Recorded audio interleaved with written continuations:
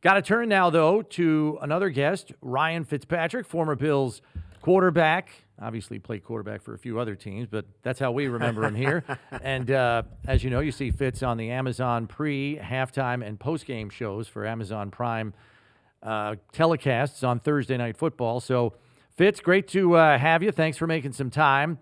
I wanted to ask you this one right off the rip. What is more memorable for you? I think I know the answer, but I'm just throwing this out there anyway. Is it the game that ended the streak for the Patriots in Week 3 of 2011, or was it the perfect playoff game where you ripped your shirt off in 5-degree weather and acted like a raving lunatic? Yeah, I have three crazy memories, and those are two of them. I would say the New England game is probably number one. Well, I guess they were both New England games, but the New England game that I played in was probably number one because the streak ended. Being on the field after the game, just being at one with the fans in that moment, and truly understanding the pain that they had gone through and how much that meant to them and guys that had been on the team forever. The Freddie Jays and Kyle Williams and those type of guys, the Show Bulls. That was a pretty cool moment for us. And even in just the fashion that it happened at the end of the game with Lindell making that field goal. Yeah, and you have been back, and with all you have a large family, a number of which were born here in Buffalo. You made the trip back, and the great video of you shirtless up in the stands when you came back just to be a part of the group, and because your kids kind of think of this. I guess they have some fond memories of their time here in Buffalo. Still have probably some buddies here, and that's got to mean something to your family when you're sitting around talking about your memories as a player. It does. The New England game that I was in the stands for, the perfect, 7 touchdowns and 7 drives.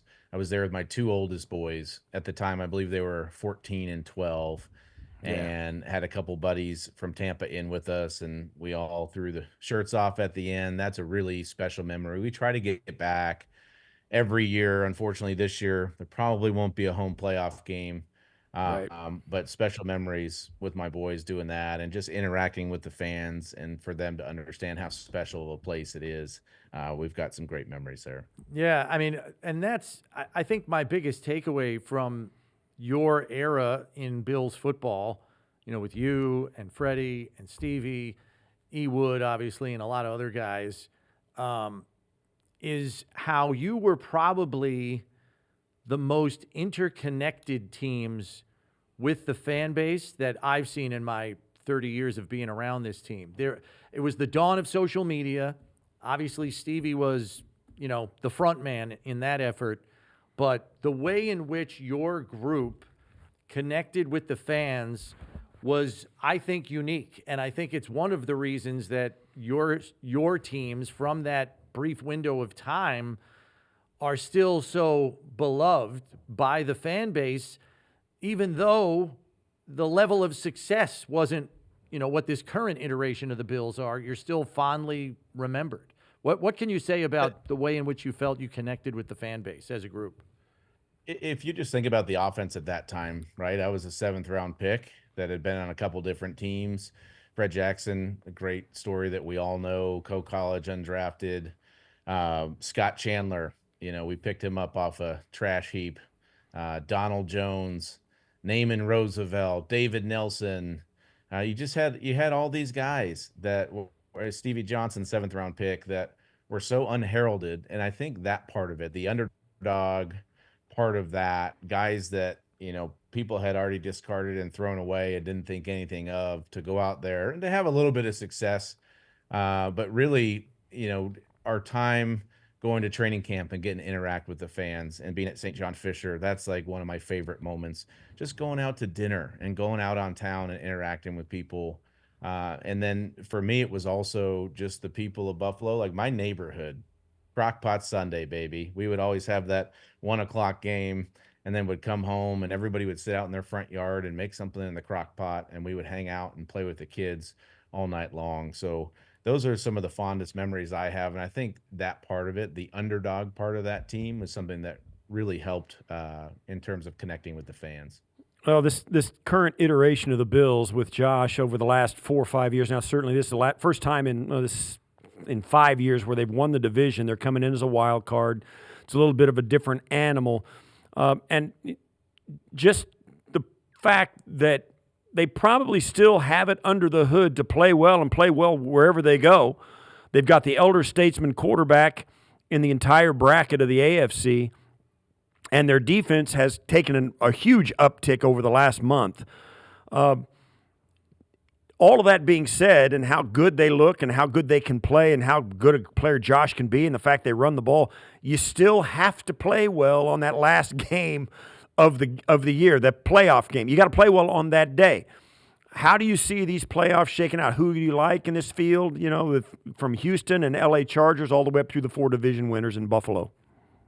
Yeah, I think you sit there and you try to figure it out. And, is Buffalo going to play Jacksonville during the first round? The way I look at it is like Buffalo versus any of these teams. What do you think? Like, how do you feel? And I think as fans, like if you would have told me at the beginning of the year that Mahomes wasn't going to be in the playoffs and there's a chance Lamar's not going to be in the playoffs and Josh was going to be the elder statesman, other than maybe, Aaron Rodgers and a Pittsburgh Steelers team, I think you'd feel pretty good. And I do feel pretty good this year because the AFC is so up in the air. I mean, it really is.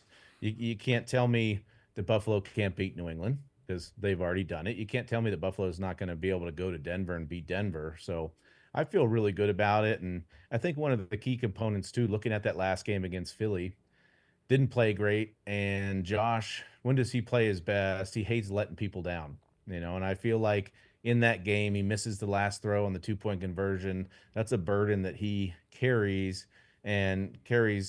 amazingly, and it's something that always brings out the best in him. So I think we're going to continue to see the best version of Josh Allen in the playoffs this year.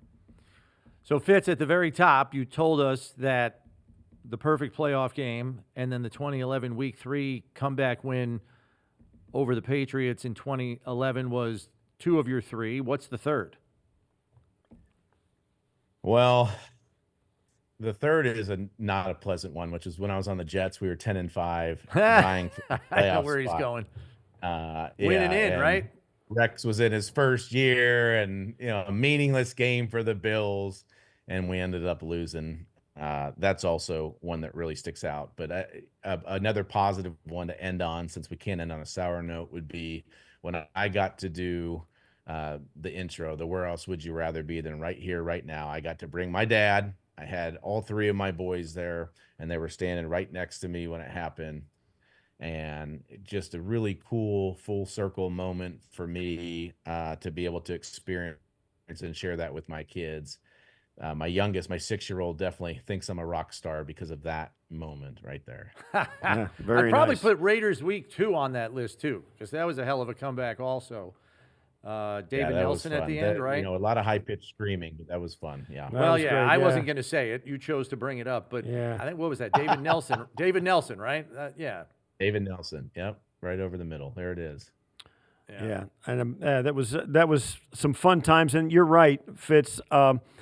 The roster there you had around you, and you went through it. Undrafted guys on the scrap heap, low round picks that all came together and became something that fans appreciated. And the level of success, didn't get as many wins as you wanted to, but man, what a fun group to be a part of, to cover. Easy to root for, even in losses. For the very reason you mentioned. It's got to be something that very nostalgic for your crew as this stadium closes down. Yeah, very, very nostalgic. And I also think, the cool part about being a Buffalo Bill is just getting to know all the other guys, getting to know you, Thurman, Andre, Jim, obviously being around, and just it's a community. It's, even though we all kind of played in different eras, and obviously you guys had a ton of success, it was always welcome with open arms. Anybody that was going to come onto this team and be a part of this community. And so I think that's what sets Buffalo apart from other places as well. And there's so many great memories in this stadium, but I mean, walking around the new stadium, I'm pretty excited for that one to open up too, because it was pretty spectacular. I got to go in there right before our Thursday night game, so it's just before they had laid the grass, which I had no idea that it was going to be grass at the time, but it's going to be pretty spectacular as well. Lots of new memories to be created. Yeah. Fitz, thanks for spending some time with us. We really appreciate it, and we'll see you up here in the not-too-distant future, I'm sure. Take care and have a happy new year with your family. All right. Happy New Year, guys. Thank you.